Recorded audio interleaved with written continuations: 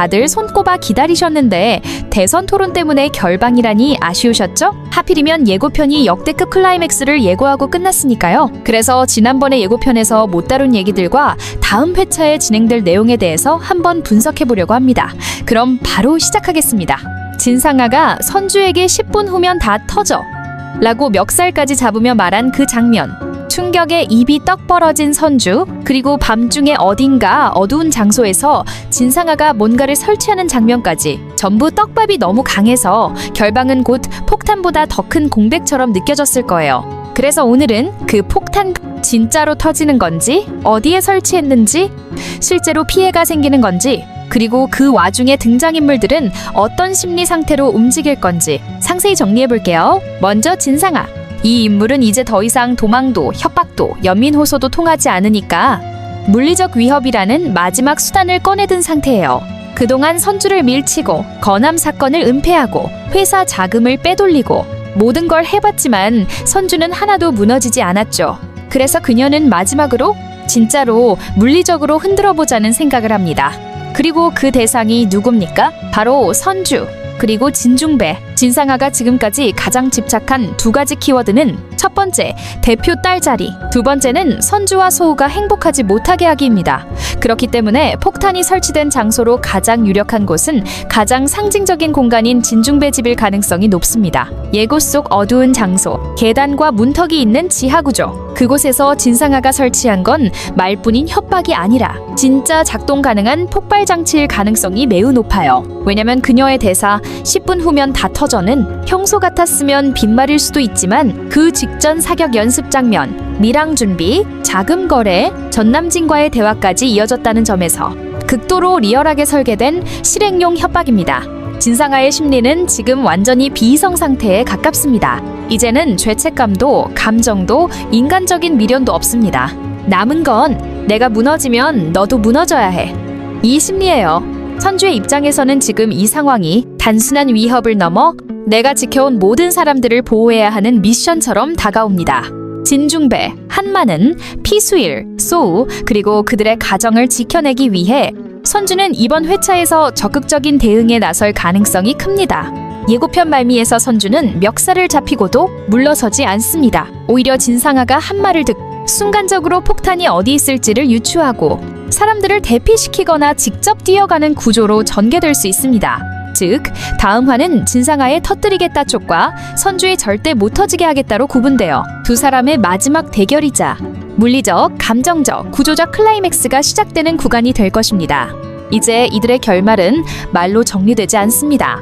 행동과 책임, 그리고 대가로 수렴될 시간입니다. 그리고 지금부터 본격적인 예측 들어갑니다. 진상아가 말했던 10분 후면 다 터져 라는 말은 이건 허세성 협박이 아닙니다. 왜냐하면 예고에서 진상아가 어두운 공간에서 뭔가를 세팅하는 장면이 나오고 선주는 사격 연습 사진을 보고 불안감을 느끼고 있었기 때문입니다. 이건 누가 봐도 물리적 폭발을 전제로 한 공포 조성입니다. 그렇다면 진짜 폭탄은 어디 있을까?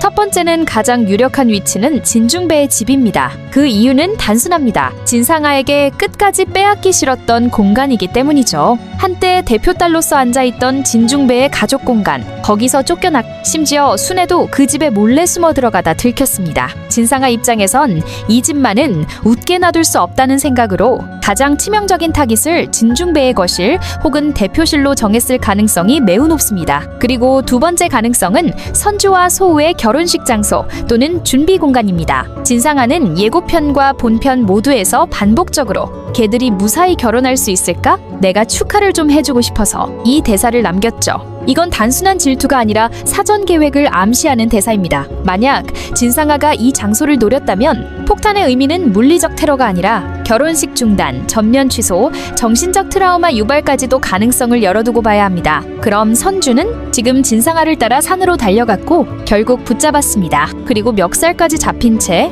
10분 후면 다 터져라는 말을 듣게 됩니다.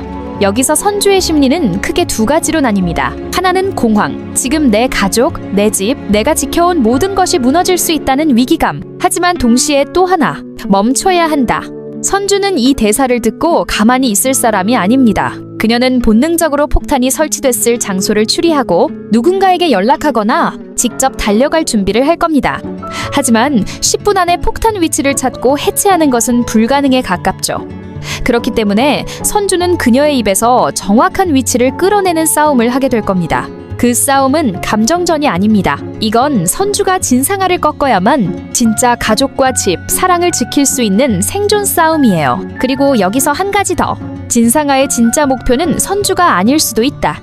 이 말이 무슨 뜻이냐고요? 진상아는 예전부터 선주를 질투했지만 그녀의 가장 집착한 대상은 진중배, 그리고 자신이 대표 딸에서 쫓겨났다는 상징적인 굴욕이었습니다. 그렇다면 마지막 폭탄은 사람을 다치게 하려는 의도가 아니라 공간을 파괴하거나 사람들을 공황에 빠뜨리려는 의도일 수도 있습니다. 즉, 심리적 테러. 이것이야말로 진상아의 마지막 복수 방식일 수 있다는 것입니다. 그리고 지금까지 전남진은 늘 애매한 경계 위에 있었던 인물입니다. 착하지도, 그렇다고 완전히 악하지도 않았고, 진상아의 공범이었지만 끝까지 같이 갈 의리는 없었고, 선주를 좋아했던 적도 있지만 제대로 책임진 적은 단 한 번도 없었던 사람. 그 애매함이 바로 이 인물의 정체성이었죠. 그런 전남진이 이제 진짜 갈림길에 섰습니다. 그 선택지는 단 둘 중 하나입니다. 하나, 진상아와 함께 끝까지 가서 폭탄과 함께 파멸하는 길.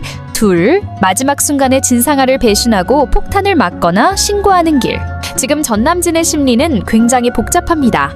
그는 이미 진상아가 위험한 사람이라는 걸 알고 있습니다. 그녀가 선을 넘을 거라는 것도, 사람 하나쯤 다치게 하는 건 아무렇지도 않게 여길 거라는 것, 전남진은 누구보다 가까이에서 오래 봐왔기 때문에 압니다. 그럼에도 불구하고 그는 진상아의 뒤를 따라갔습니다.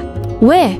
불안했기 때문입니다. 진상아가 혼자 돈을 챙기고 튈까봐, 혹은 경찰이나 선주 쪽에 뭔가라도 흘릴까봐, 그게 무서워서 믿지 못해서 끝까지 감시하고 통제하려고 따라간 거죠. 그리고 지금 그들은 산속에 있습니다.